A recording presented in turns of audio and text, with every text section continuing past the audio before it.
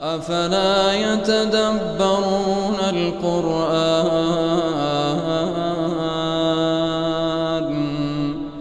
ولو كان من عند غير الله لوجدوا فيه اختلافا كثيرا. Bismillah, alhamdulillah, salatu wassalamu ala rasulillah wa ala alihi wa sahbihi ajma'in, amma ba'du. Seorang yang diberikan nikmat, seyogyanya dia bersyukur kepada Allah Subhanahu wa ta'ala. Apapun bentuk nikmatnya, maka diharapkan berusaha untuk bersyukur kepada Allah dengan sebaik-baiknya. Puncak dari bersyukur adalah sujud menyembah hanya kepada Allah Subhanahu wa ta'ala dan meninggalkan sesembahan yang lain. Dan juga mengikuti petunjuk Rasul yang diutus oleh Allah Subhanahu wa ta'ala, mengikuti arahan-arahan, mengikuti sunnah-sunnah yang dibawa oleh utusan Allah Subhanahu wa ta'ala. Maka hendaklah kita berusaha untuk bersyukur, yaitu berupaya memurnikan ibadah kita hanya untuk Allah.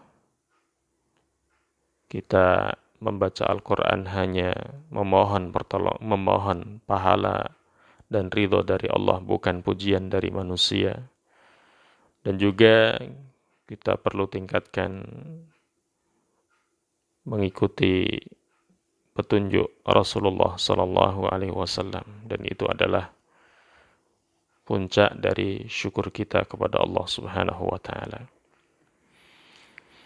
Pada kesempatan yang mulia ini kita mempelajari ayat yang berkaitan dengan hal tersebut, tentang syukur terhadap nikmat yang Allah berikan, yaitu surat Al-Baqarah ayat 49 sampai 50. Allah Subhanahu wa ta'ala berfirman, "Wa idh najjaynakum min ali fir'aun," dan ingatlah wahai Bani Israel. Dan khitab ini ditujukan kepada orang-orang Bani Israel, yaitu orang-orang Yahudi dan Nasrani yang hidup di zaman Rasulullah sallallahu alaihi wasallam. Sekalipun Bani Israel ya sejak zaman Nabi Musa alaihi salam dan Nabi Isa alaihi salam. Tapi ayat ini turun kepada Rasulullah sallallahu alaihi wasallam yang menyinggung tentang Bani Israel.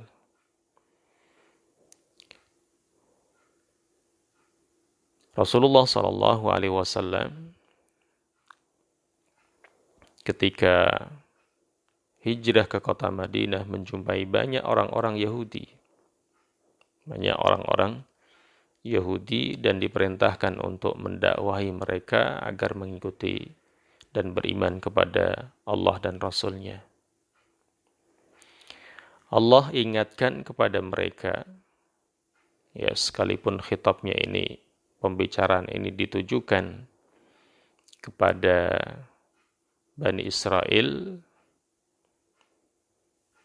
ditujukan kepada siapa saja yang menjadi keturunan Bani Israel, termasuk orang Yahudi, Nasrani yang hidup di zaman Rasulullah sallallahu alaihi wasallam. Disebutkan oleh Al-Imam Ibnu Juzai bahwa Nabi sallallahu alaihi wasallam diperintahkan untuk mengingatkan mereka, orang-orang yang hidup di zaman Nabi, agar bersyukur. Li'annal in'am 'alal aba' in'am 'alal abna. Beliau menyebutkan, karena nikmat yang Allah berikan kepada nenek moyang itu adalah juga nikmat untuk keturunannya. Jadi seakan-akan Nabi menyampaikan kepada mereka, wahai Bani Israel, wahai orang Yahudi, bersyukurlah kepada Allah dan berimanlah kepada yang diturunkan kepada Allah. Jalankan syariat dengan baik dan imani seluruh para nabi, termasuk juga beliau Rasulullah Sallallahu Alaihi Wasallam, karena orang-orang Yahudi ini tidak mau mengikuti dan beriman kepada Nabi Sallallahu Alaihi Wasallam. Di sini disebutkan beberapa nikmat yang Allah berikan kepada Bani Israel agar mereka bersyukur dan beriman mengikuti petunjuk Allah dan Rasul-Nya. Dan ingatlah ketika, wahai Bani Israel, ketika kami selamatkan kalian dari Fir'aun dan bala tentaranya, yasumunakum su'al adzab, mereka menimpakan kepada kalian azab yang sangat buruk. Apa itu? Yudabbihuna abna'akum wa yastahyuna nisa'akum. Mereka menyembelih putra-putra kalian, wa yastahyuna nisa'akum, dan membiarkan hidup anak atau kaum wanita kalian. Nah, tentunya di sini ada cerita yang panjang di mana Fir'aun ini bermimpi ya kerajaannya akan digulingkan oleh anak yang atau keturunan atau dari bangsa mereka sendiri, sehingga Firaun ini memerintahkan untuk menyembelih anak laki-laki yang lahir pada waktu itu, dan kebetulan Nabi Musa alaihissalam lahir di zaman fitnah itu. Wa fi dzalikum bala'un min rabbikum adim. Yang demikian itu ya dengan apa yang dilakukan oleh Firaun dan bala tentaranya, membunuh anak-anak kalian dan menjadikan wanita-wanita kalian sebagai budak mereka, itu adalah ujian yang besar. Ini bala di sini mempunyai dua makna. Yang pertama adalah bermakna ujian. Yang bermakna ujian. Yang kedua bermakna nikmat. Yang kedua bermakna nikmat. Ya, disebutkan oleh Syekh Siddiq Hasan Khan dalam tafsirnya. Tapi jumhur ulama menguatkan bahwa bala di sini adalah ikhtibar. Ya. Jadi kalau diartikan sebagai ujian, berarti apa yang dilakukan oleh Fir'aun terhadap kalian, wahai Bani Israel, itu adalah ujian yang besar.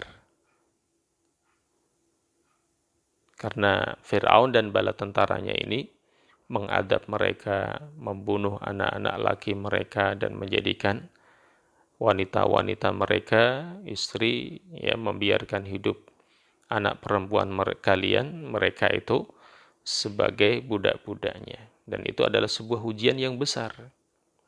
Kemudian kalau bala diartikan sebagai nikmat, ya itu adalah ketika Allah Subhanahu wa taala menyelamatkan mereka dari kejaran Firaun yang akan disebutkan di ayat yang ke-50.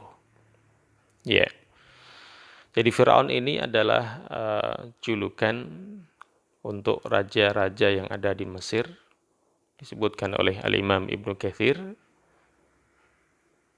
Wa yuqalu kana ismu Fir'aun alladhi kana fi zamani Musa alaihi salam Al-Walid ibnu Mus'ab ibni Ar-Rayyan. Wakila Mus'ab ibnu Ar-Rayyan. Jadi nama asli dari Fir'aun yang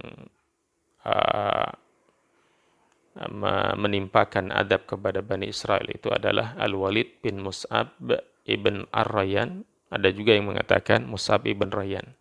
Ya.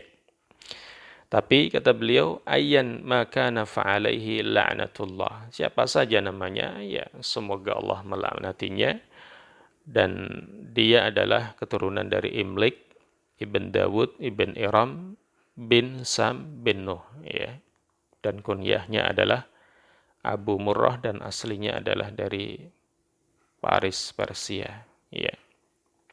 Itu tentang Firaun. Ya, jadi Firaun adalah gelar untuk raja-raja yang ada di Mesir waktu itu. Wa id faraqna bikumul bahra, dan ingatlah wahai Bani Israel ketika kami belah laut merah untuk kalian ketika dikejar oleh Firaun. Fa anjaynakum, dan maka kami selamatkan kalian dari kejaran Firaun. Wa aghraqna ala Firaun, dan kami tenggelamkan Firaun dan bala tentaranya. Wa antum tangdurun, dan kalian melihat kejadian itu. Ya, melihat kejadian itu ketika Nabi Musa dan Bani Israel dikejar oleh Firaun dan bala tentaranya, dan kebetulan di depannya ada Laut Merah, dan Allah perintahkan Nabi Musa untuk memukulkan tongkat beliau, dan laut pun terbelah, maka mereka bisa lewat. Dan ketika Firaun dan bala tentaranya lewat, kemudian mereka ditenggelamkan oleh Allah Subhanahu wa taala. Dan ini ya sebuah nikmat yang besar, mereka diselamatkan dari kejaran Firaun, dan Firaun ditenggelamkan sedangkan mereka Bani Israel melihat kejadian yang dahsyat itu. Ini anjuran agar mereka taat kepada Allah, bersyukur, ya, beriman kepada Rasulullah SAW tentunya. Ya. Di sini ada sebuah syariat yang berkaitan dengan hal ini, yaitu tentang puasa Asyura, yang diriwayatkan oleh Al-Imam Muslim ketika Nabi SAW hijrah ke kota Madinah menjumpai orang-orang Yahudi berpuasa. Kemudian Nabi bertanya, hari apa ini yang kalian ini berpuasa? Kemudian orang Yahudi di Madinah menjelaskan ini adalah hari yang agung, yaitu di mana Allah Subhanahu wa taala menyelamatkan Nabi Musa dan kaumnya dari kejaran Firaun. Kemudian Nabi SAW berpuasa dan memerintahkan umatnya untuk berpuasa. Ya. Ini asal sejarah tentang Rasulullah SAW ya berpuasa. Tapi disebutkan oleh Imam Al-Qurtubi, di masa jahiliyah, orang-orang jahiliyah dan Rasulullah juga sudah berpuasa waktu itu. Ya. Berpuasa waktu itu, kemudian hijrah ke kota Madinah, ya, dan menjadikan puasa Asyura sempat dijadikan puasa yang wajib bagi umat Islam. Kemudian setelah diwajibkan di bulan suci Ramadan, maka puasa Asyura menjadi sunnah hukumnya, tidak lagi menjadi wajib. Di sini ada syubhat di mana orang-orang mengatakan bahwa Nabi mengikuti syariat Nabi Musa. Ya, ketika Nabi berpuasa ini mengikuti kabar dari orang-orang Yahudi, ada syubhat bahwa Nabi Muhammad ini syariatnya mengikuti Nabi Musa alaihissalam. Ya, tentunya tidak ya. Nanti dijelaskan, silahkan nanti dirujuk kepada tafsir Al-Qurtubi dalam surat Al-An'am ayat 90. Beliau akan membantah tuduhan itu. Ya, setiap nabi mempunyai syariat, ya, mempunyai syariat dari Allah Subhanahu wa taala. Intinya bahwa Rasulullah SAW ya menyuruh umatnya berpuasa di hari Asyura.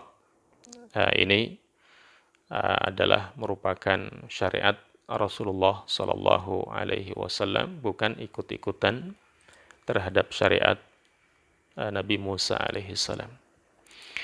Wallahu alam, dan ini yang bisa kita pelajari. Insyaallah kita lanjutkan pada kesempatan yang berikutnya. Semoga bermanfaat. Semoga Allah Subhanahu wa taala memberikan istiqomah kepada kita untuk bisa belajar Al-Qur'anul Karim. Wassallallahu wasallam ala nabiyyina Muhammad. Wassalamualaikum warahmatullahi wabarakatuh.